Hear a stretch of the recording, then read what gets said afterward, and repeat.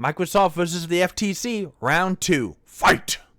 Ladies and gentlemen, welcome back to the Couch Channel. We are still talking about this. If you thought a big corporation like Microsoft and a government agency like the Federal Trade Commission were going to ever stop fighting with each other, you are wrong. It's an endless content train that makes me want to hurl. But we have articles from both Andy Robinson and Tom Ivan that we're going to be looking at today because it's not done yet. Now, for those of you who are under a rock here on the video game channel here on the Cow's Opinion, where we go over the latest, greatest, and sometimes endless news happening in games industry, Microsoft bought Activision Blizzard for a lot of money, and the FTC tried to stop them, the Federal Trade Commission here in the United States claiming that would be harmful to consumers. Well, recently, Microsoft repriced and reworked its Games Pass tiers. Now, Games Pass is probably the best deal you're going to get in gaming because you get like all types of releases, you get endless stuff for a low fee for the cost of like maybe 2 games a year, if not less. You have access to a lot of stuff.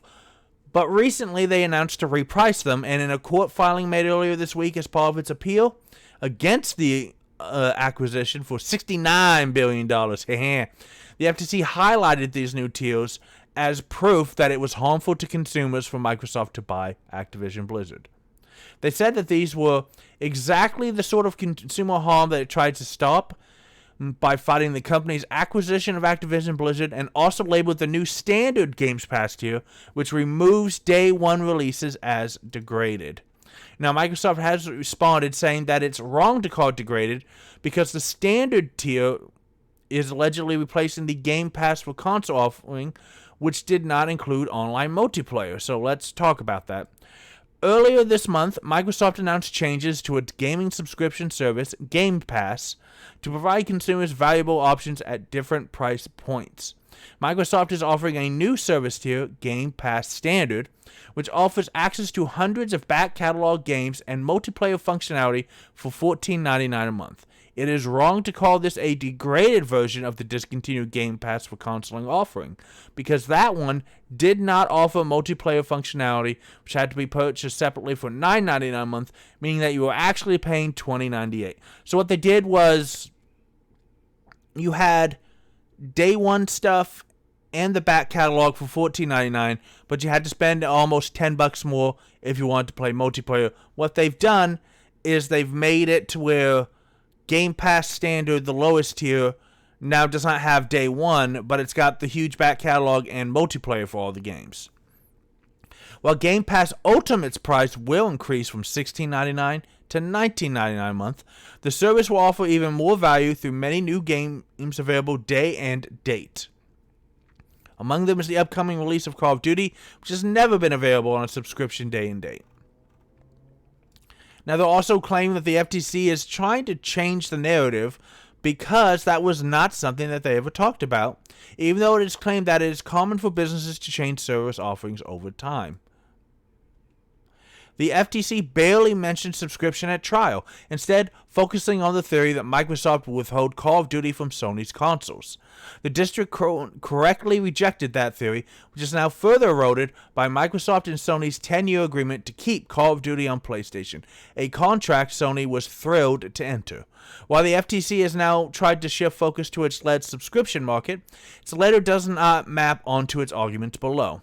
Setting aside that it is common for businesses to change service offerings over time, the FTC in all of its alleged markets has always been premised on vertical foreclosure, that Microsoft would withhold Call of Duty from rivals and therefore harm competition. But even the alleged subscription market, Call of Duty is not being withheld from anyone who wants it, and there remains no evidence anywhere of harm to competition. Sony's subscription service continues to thrive, even as they put few new games into the subscription day and date, unlike Microsoft, which is one of the things people don't like about Sony's subscription. They don't have near as much day-to-day stuff, they still make you buy the new stuff full price. The transaction thus continues to benefit competition and consumers, exactly what the district court correctly found. Now, again, this isn't the first shot that the FTC has leveled ever since Microsoft won the district court case, because the FTC also said that Microsoft's decision to make Mass Labs earlier contradicted its statements about how it planned to run Xbox, and the lawyers for Microsoft later said that it was factual assertions that are incomplete and misleading. But what we're actually going to look at is this article that came out today from Tom Ivan, like I said, because they're apparently exploring the possibility of more different Game Pass tiers. So according to Windows Central sources here on Video Games Chronicle, they're thinking of opening up new stuff, like maybe a cloud-only tier, ad-supported tier, and potentially the return of the family subscription option. Now, cloud-only would be extremely cheap and accessible because you wouldn't need to own a console. I guess you'd stream it through your PC. It's also claimed that you'd be able to purchase digital games and would tie in with Microsoft's plan to let players stream titles they own through Xbox Cloud Gaming. Now, streaming titles is, it's not really viable right now with the way the internet, the infrastructure, and most people's home setups are. But they've also heard very tentative rumors that the Xbox Game Pass for family and friends could return. Now, in theory, it's a rumor. They can't get anyone to confirm or deny, but it's believed that it will allow 5 people to access a single subscription for $24.99 a month, a price reportedly considered to be too generous by the publishers. And this took place across 8 countries between summer 22 and summer 23. Now, when you think about it, right now with Games Pass, it's going to be about $14 to $20 a month. So 5 people each kicking in a freaking 5 spot to get a subscription is kind of freaking generous. I might get some of my buddies to do that. And while they did say that they were exploring the offering in exchange for viewing advertisements, the company isn't quite actively working on that. Subscription for video games with a ad-supported tier is always it's never really worked. I haven't seen any way that I think gamers would consider fair. I know that like NBA and other sports titles have tried to the loading screens between matches and at halftime would have like adverts and such, but the problem is that they would purposely slow the loading screen down so that you'd get at least 15 to 30 seconds of the ad, and most people didn't need that long to load the match, so it got kind of annoying.